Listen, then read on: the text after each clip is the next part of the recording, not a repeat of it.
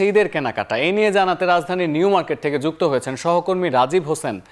রাজীব, জানাবেন বেচা কেনা কেমন চলছে, আর এবার ঈদে কোন পোশাকের চাহিদা সব থেকে বেশি দেখছেন?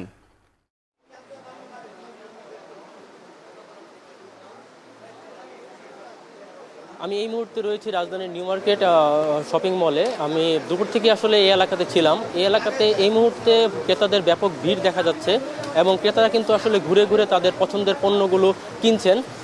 আপনি বলছিলেন ক্রেতাদের চাহিদার কথা। আসলে আমরা যেটা দেখতে পেয়েছি যে আসলে যারা পুরুষদের আসলে চাহিদার শীর্ষে রয়েছে শার্ট, প্যান্ট এবং পাঞ্জাবি, এবং নারীদের চাহিদাতে রয়েছে শাড়ি এবং থ্রি পিস, এবং বাচ্চাদের বিভিন্ন আইটেম, বাচ্চাদের পাঞ্জাবি, বাচ্চাদের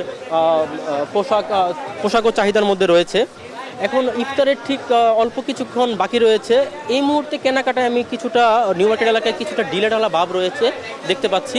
আমরা আসলে ব্যবসায়ীদের সাথে কথা বলেছিলাম, তারা আসলে তাদের বিক্রি নিয়ে আসলে সন্তুষ্ট না এই মুহূর্তে। তারা যেটা বলছেন যে এখন মাসের শেষ, অনেকে হয়তো বেতন পায়নি, তাই এর প্রভাব আসলে বিক্রিতে পড়েছে।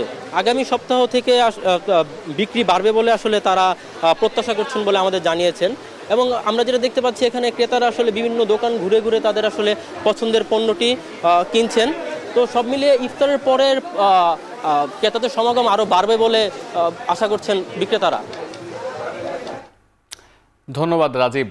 অমর একুশে বইমেলার তৃতীয় দিন আজ ধীরে ধীরে বাড়ছে পাঠক দর্শনার্থীদের ভিড়।